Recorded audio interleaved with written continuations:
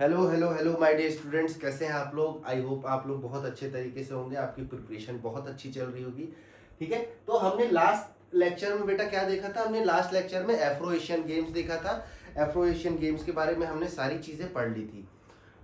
अब हम क्या पढ़ने वाले हैं, अब हम एक बहुत इंपॉर्टेंट चीज़ पढ़ने वाले हैं। ये उन बच्चों के लिए है जो बीपीएड और एमपीएड की तैयारी कर रहे हैं, और इसके साथ उन हर बच्चों के लिए है जो क्या है, किसी भी कंपटीशन की तैयारी कर रहे हैं इंडिया लेवल में, चाहे वो टीजीटी हो, पीजीटी हो, स्टेट लेवल एग्जाम हो या फिर कोई भी एग्जाम हो। ये कहीं ना कहीं किसी ना किसी पॉइंट में इन सब चीज़ों से एक या दो क्वेश्चन पूछ लिए जाते हैं। ठीक है, तो चलो स्टार्ट करते हैं बिना टाइम वेस्ट किए। हमारा ये क्या है लेक्चर आज का हमारा लेक्चर है स्पोर्ट्स इंस्टीट्यूट ऑफ इंडिया। हमारे जो मेजर स्पोर्ट्स इंस्टीट्यूट्स है ना, जो मेजर स्पोर्ट्स ऑर्गेनाइजेशन है हमारे इंडिया में, आज हम उनके बारे में पढ़ेंगे। तो सबसे पहला हमारा क्या है, स्पोर्ट्स अथॉरिटी ऑफ इंडिया। ठीक है, स्पोर्ट्स अथॉरिटी ऑफ इंडिया ये कब बनाया गया, ये बनाया गया 1984 में। Indian government ministry of youth and sports के हेल्प से क्या बना, हमारा स्पोर्ट्स अथॉरिटी ऑफ इंडिया बना। ठीक है, इसका ऑब्जेक्टिव क्या है, promotion of sports and training of elite athlete. ठीक है, हमारा इसका एम है, इसका ऑब्जेक्टिव है स्पोर्ट्स को प्रमोट करना, और उसके साथ साथ जो हमारे इंडिया में जो इलाइट एथलीट्स है, इलाइट स्पोर्ट्स पर्सन है, जो बहुत अच्छे टैलेंटेड बच्चे हैं, उनको क्या करना, और ट्रेनिंग अच्छे तरीके से देना कि वो हमारे देश का नाम रोशन करे, आगे चल करके अच्छे तरीके से और पार्टिसिपेट करें। ठीक है, ये क्या करता है, operate various national centre of excellence. ठीक है, NCOE, national centre of excellence, ये क्या करता है, बहुत सारे नेशनल सेंटर ऑफ एक्सीलेंस ये चलाता है। अब इसमें हम कुछ देख लेते हैं।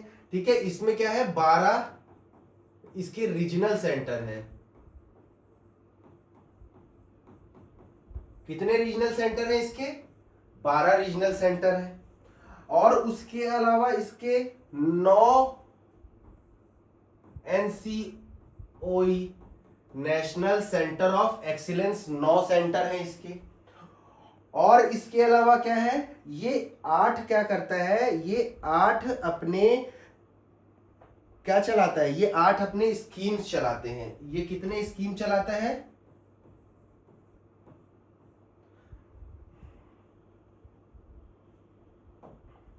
ठीक है बेटा, ये क्या, इसके कितने स्कीम चलते हैं, इसके चलते हैं टोटल 8 स्कीम्स।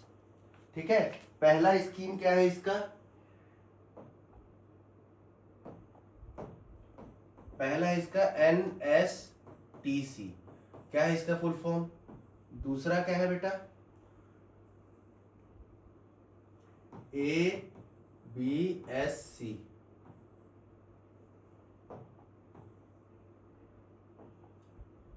SC। तीसरा क्या है, बताओ, साई ट्रेनिंग सेंटर। चौथा क्या है भाई, स्पेशल एरिया गेम्स।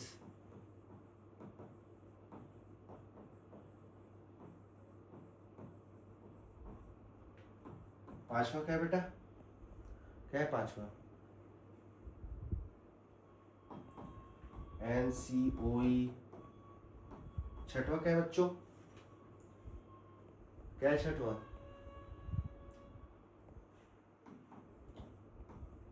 खेलो इंडिया स्कीम। ठीक है, तो ये क्या है, इसके कुछ 6 स्कीम्स है जो क्या करता है, हमारा खेलो इंडिया ऑपरेट करता है।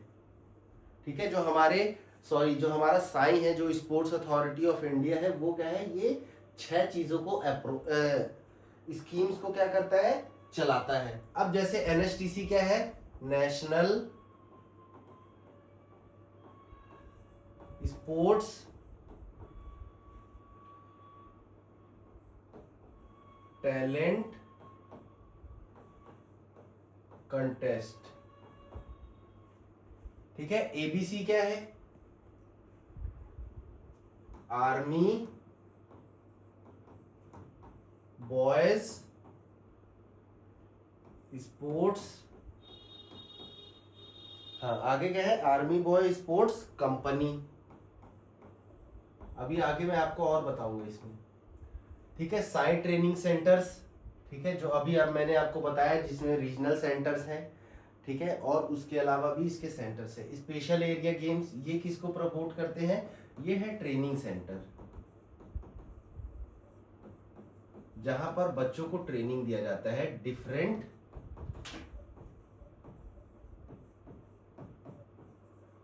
गेम्स का, ठीक है। स्पेशल एरिया गेम्स क्या होते हैं, ये है promote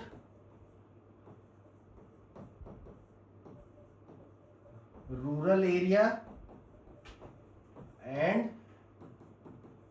indigenous games.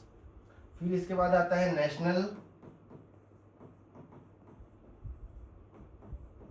Centre of excellence, ठीक है। ये ऐसे सेंटर है जहां पर इलाइट प्लेयर को क्या कराया जाता है, इलाइट पर्सन को ट्रेनिंग दिया जाता है। किस चीज के लिए,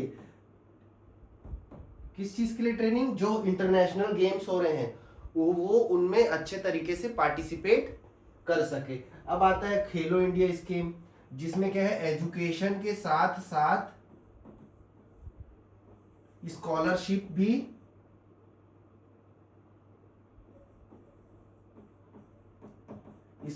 प्रोवाइड किया जाता है बच्चों को। कुछ बच्चों के अंदर टैलेंट होता है, उस टैलेंट को बाहर करने के लिए साई क्या देती है, उन बच्चों को स्कॉलरशिप्स देती है। तो ये बेटा साई के कुछ 6 स्कीम्स हैं जो वो चलाते हैं हमारे इंडिया में स्पोर्ट्स पर्सन को, एथलीट्स को आगे बढ़ाने के लिए, ठीक है। समझ में आ गया आपको। अब एक इंपॉर्टेंट चीज हम डिस्कस कर, ये आप लोग बेटा इसको आप लोग देख लिए, इसको नोट डाउन कर लो या इसका स्क्रीनशॉट ले लो, ये आपके काम आएगा कभी आपके एग्जाम में, सीयूईटी में, ठीक है। अब इसके अलावा हम आते हैं, ठीक है। अब साई का कुछ तो मोटो होगा, तो साई का मोटो क्या है, साई का मोटो क्या है बेटा, स्पोर्ट्स फॉर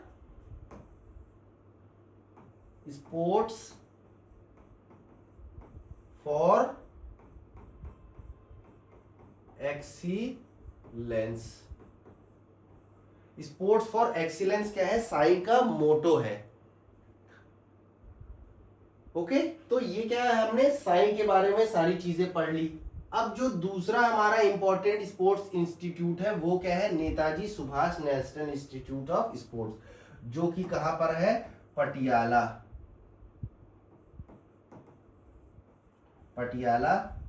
पंजाब में स्थित है। अब ये क्या करता है, इसका मेन एम है, इसका मेन और जो इसका काम है वो है 2 चीजें, एक तो ये ट्रेनिंग प्रोवाइड कराता है और एक तो ये एजुकेशन भी देता है। अब ये एजुकेशन और ट्रेनिंग किसको देता है, ये उन बच्चों को, उन टीचर को एजुकेशन देता है जो कि आगे चल करके कोच बनना चाहते हैं, ठीक है। क्या है, provide diploma courses in coaching. Diploma courses 1 साल का जो डिप्लोमा कोर्स है किसी भी गेम से रिलेटेड हो, football, volleyball, basketball, this that, कोई भी गेम हो, सब से रिलेटेड ये क्या करता है, डिप्लोमा कोचिंग प्रोवाइड कराता है। और ये हमारे भारत देश का सबसे अच्छा इंस्टीट्यूट माना जाता है डिप्लोमा ऑफ कोचिंग, बच्चों को सिखाने के लिए, प्रैक्टिकल चीजें सिखाने के लिए। थ्योरेटिकल तो हर जगह मिल जाएगा, ठीक है। और इसके अलावा इसका काम क्या है कि ये जो हमारे बच्चे पार्टिसिपेट करने जाते हैं ना इंटरनेशनल गेम्स में, वहां इनको इलाइट लेवल पे ही ट्रेनिंग दी जाती है। कहां पर, NSNIS पटियाला में, ठीक है। ये कहां पर है, पटियाला में है। इसकी एस्टैब्लिशमेंट हुई थी 1961 में, known as Mecca of Indian sports. Mecca of मतलब कटोरा ऑफ इंडियन स्पोर्ट्स इसको माना जाता है, ठीक है। और इसके बारे में कुछ चीजें आपको बता देते हैं बेटा। अब इसका एक इंपॉर्टेंट पॉइंट है कि ये जो हमारा ऑर्गेनाइजेशन है ना, NSNIS पटियाला, ये कहाँ पे बना हुआ है, तो ये बेटा बना हुआ है मोतीबाग पैलेस,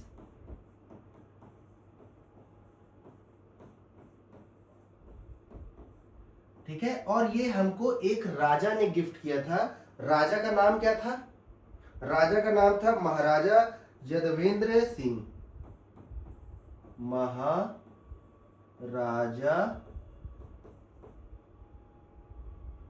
यदवेंद्र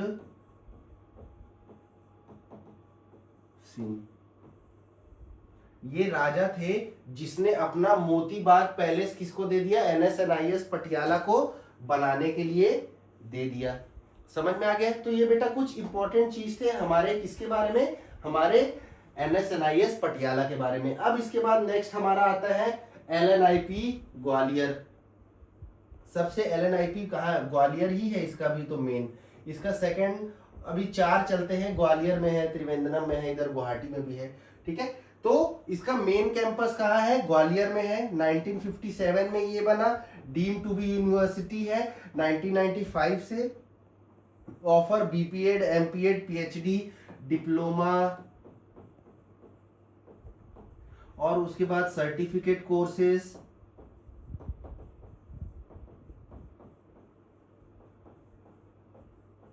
और भी बहुत सारे कोर्सेस LNIP ग्वालियर में या LNIP गुवाहाटी में होते हैं। अब ये देखो बेटा, खेलो स्पोर्ट्स अथॉरिटी ऑफ इंडिया का ये है दिल्ली वाला मेन ऑफिस, ये है हमारा NSNIS पटियाला का लोगो, ये है हमारा LNIP का लोगो। ठीक है, इसमें कोई डाउट आपको? नहीं? आगे बढ़े। अब इसके बाद हमारा आता है नेक्स्ट ऑर्गेनाइजेशन है जिसको हम लोग क्या बोलते हैं? जिसको हम लोग बोलते हैं नाडा। ठीक है, नाडा का काम क्या है? बताओ बेटा, क्या काम है नाडा का?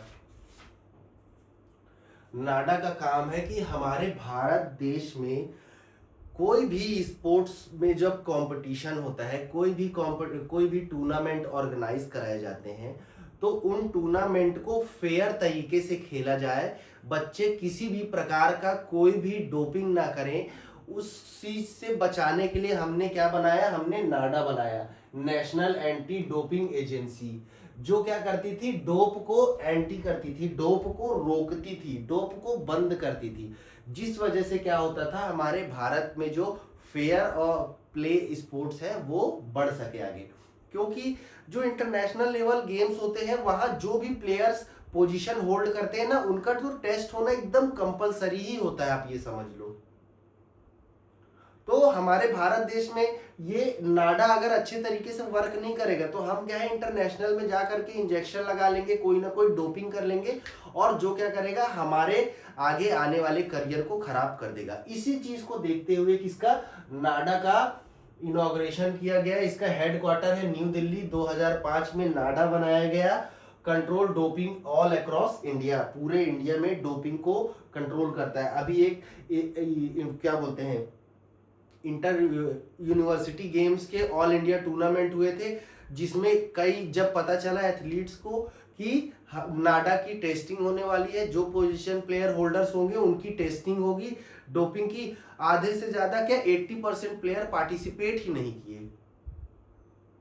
80% प्लेयर्स ने बाइकआउट कर दिया कि हम नहीं खेलेंगे, हमसे ना हो पाएगा, हमको इंजरी हो गई, हमको ये हो गया, हमको वो हो गया, बहाना करके चले गए। कुछ बच्चे ही पार्टिसिपेट किए। तो क्या है, ये देखो नाडा का क्या डर है, अगर वो बच्चे पकड़ा जाते तो उनको डिबार्ड कर दिया जाता, उनको ब्लैक लिस्ट कर दिया जाता।